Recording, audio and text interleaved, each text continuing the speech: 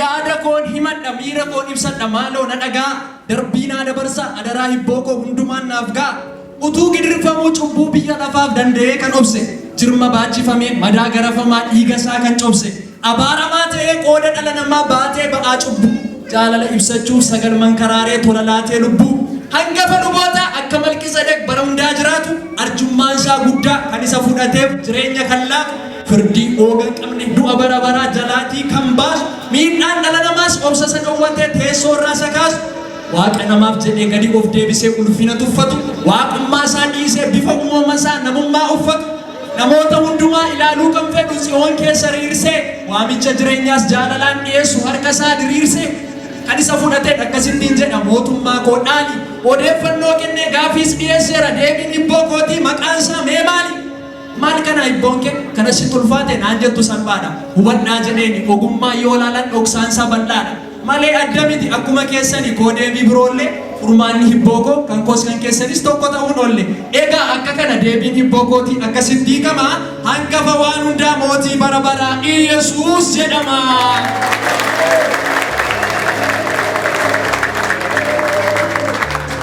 Akki haasaa koo tarii sin rakkisee warri sin bullukse sinii galuu didee itti dhiphattanii mataa sin dhukkubse warri immoo tuffiidhaan gatii dhowwattanii gootanii waan allee maal jedha kan jettan cirumaa siigni isaa warri sinii galle miidhaa isaatu caala baattanii galiinaa qincaabii footanii asna dhaggeeffadhaa isinittan hima maal akka gootanii keessa deebi'uudhaaf yeroo naaneeyyamu nan darba dhiifama bakka tokko deemtu dhoksaa Yesuus keenyaa gadi fageenyaatiin isinitti himama sagantaamti keenya akkuma xumureen ariitiin gunnamaa utuu biiroon lixin asuma bakkee kanatti paasterii qunnamaa.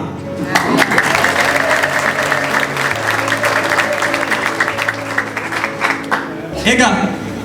waamicha kee hirmaachuuf yaanee godaaf gubbaa ariifannee dhufnee kana caala jennee dhimma keenya dhiisnee mana keenya cufnee mul'ata kee gaddaa isa kutannoodhaan kaleessa jalqabde cimtee milkeeffatte naaf gammadaa jettee walitti nu qabde haalli si rakkisee utuu sitti cimuu dandeessee obsitee gufuuwwan morkachaa waaqayyoon kadhachaa hibboo kee dhoksitee booddee si deebisuuf wantoota mannaagan hunda jalaa didde waan baay'ee miidhagu naaf wayya kan jedhu fata gootee fidde maqaa kee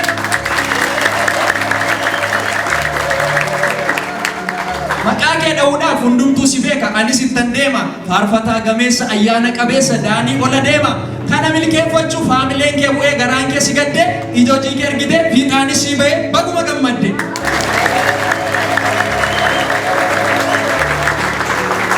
Egaa namni keenya baay'isee ulfaata akka ilaalchisa garuu akka kootti kaan kaayyoomaa fi haamileen daaniidhaaf uma barbaachisa.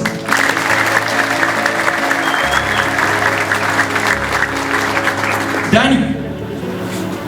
biyya keenya jareef waldaa Maanu'eeliif ati nuuf qabeenya umurii kee kanaan dargaggoota baay'eef ati nuuf fakkeenya ogummaan dursitee maanta akka si baasu haalaan ilaallattee qoodicha isa caalu gooftaa tajaajilu hundarra jaallattee akka faarfannaa keen walaloo fi yeedaloon atuu qindeeffatte filannoo ajaa'ibaa Yesuus Kiristoosiin sinaaf wayya jette ajab filannoo kee dhuguma siif wayya atoo hin malatte maal abshaalummaan kee bofa wajjin guyyaa tokkorra dhalatte.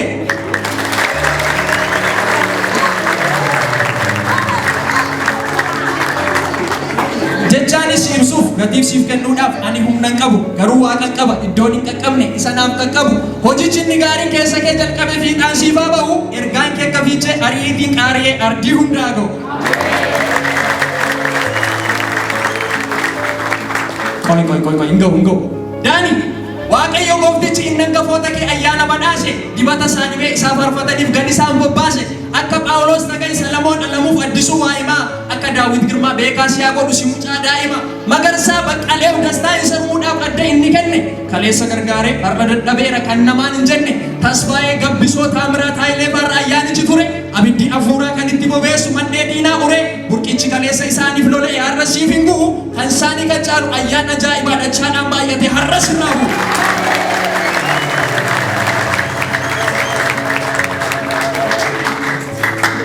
Yaa dargaggeessa yaa obboleessa koo yaa sana dhagaa jirtu atoo maal fakkaata waa'ee filannoo kee mee of naa ibsi akka Daani'eel filannoon koo jedhii garaa koo na ciibsi moo anoo badeera gooftaa duukaan jiru jettee natti himta anoo akkasiin seene waan biraa dhabdadha gurbaa ati cimta waan garaan kee hawwu yaadni kee si oofu foon kee kan dharra'u ba'aa cubbuu isa waaqatti akka siifneef namatti rarra'u keessa jiraachuudhaaf maalumaa filadhe maaliif badde dhaabbii garuu baddeedha odeessaa badisaa sitti ta'a gaabbii humni amma darba adaraa kee bari dulluun akka jiru sanan jedhi dadhabbii jedhiis yaada hiru yeroo warqee jedhu warri faranjoota akkas jechuun ani immoo warqee hin jedhu isaanii wajjin sammuun koo hin simu maaliif yoonaan jette amma sittan hima as na dhaggeeffadhu sababa koo ibsee ragaa koo wajjin yommuu dhaggeeffadhu warqeen kee yoo bade maallaqa kee baastee gabaatii argatta yeroon kee yoo darbe diyaamendiidhaanuu eessaatii bitatta sitti dhiyaa jira adaraa kee bari malee hin bari'u gooftaaf dursa kenni ammaa qabii dhiisi shamarran ari'u.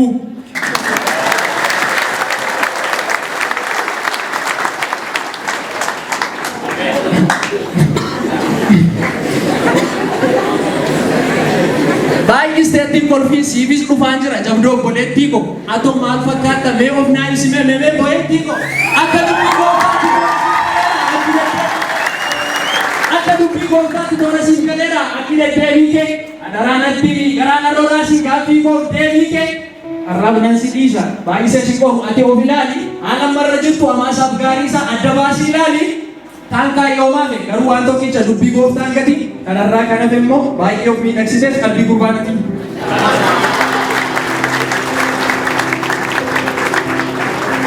Walumaa galatti dhaamsan sinii dhaama as na dhaggeeffadhaa dhaamsan sinii dhaama na dhaga'aa koottaa gara oobdii gooftaatti olan sin waama atis dargaggeessa atis dargaggeetti an kanan siin jedhu hinaaffaa guddaadhaan akka mataa kootti waan ani sii fedhu jireenya siin caalu waaqayyoodhaaf jedhi waan feeteyyuu dhabi miidhama yoo ta'es iddoo kan biraarra mana isaatti cabe maaliif beektaa bakka oomisha isaatti jabanaan yoo cabe deebi'ee suphama garuu achii ba'ee bakkeetti yoo cabe asii gadi gatama atis akkasuma bakkeetti yoo cabde asii gadi gatamta garuu mana isaatti yooma miidhamte iyyuu deebitee suphama ijaan si jaalladhu bakka tan sitti mee ibsee yaada kiyya utuu yeroo jiru uumaa kee yaadachuutu hundarra siif wayyaa.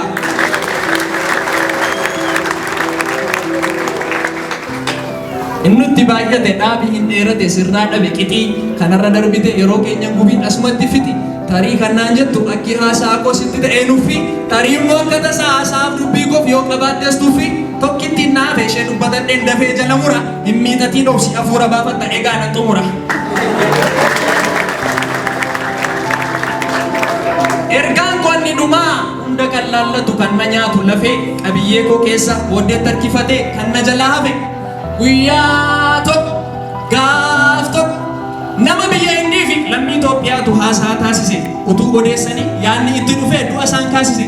inni Hindii ka'ee ariitiin jarjaree dubbachuu jalqabe isa dhaggeeffachuuf inni Itoophiyaas yaadaan isa qabe akkas jedhe Hindiin warri Itoophiyaa kan du'e awwaaltu otoo danda'ame boo'icha keessanii deebisuudhaaf yaaddu kan inni hin dhageenye tola iyyitanii ofumaa hiraartu kan inni hin argine babbareechitanii awwiltii ijaartu.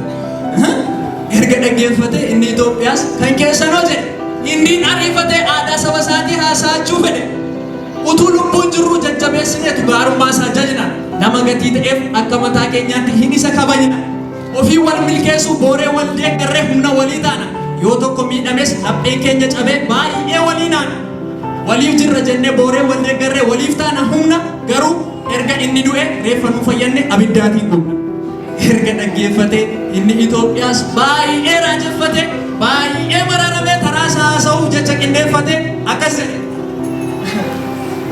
reeffa gumuu keessan gaaffii natti ta'a hiikni isaa naan galu jiraatti wal tumsuun aadaa keessan ta'uun garuu waan namatti tolu nuti Itoophiyaanonni otoo lubbuun jirru dhaabitti wal cirreetu walii keenya humna reeffa keenyas miti abidda qabsiisnee fayyaatti wal gumna.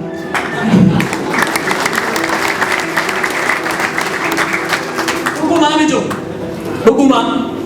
nuti gaafa tokko du'e harkaan lafa haane walii boo'uuf guma garuu otoo lubbuun jirru yoo tokko miidhame walii boo'uuf dhuma yoo tokko beelee karaa irratti kufe beela waliin baasu gaarii waliif goona utuu lubbuun jirru. Kanumaan haa ga'u egaa xumureera kunoo si'achooti toora yoon gadhiise egaa na of golcha seef koo balleessaa koo iddoon dogongore isin naa tottolcha galatooma.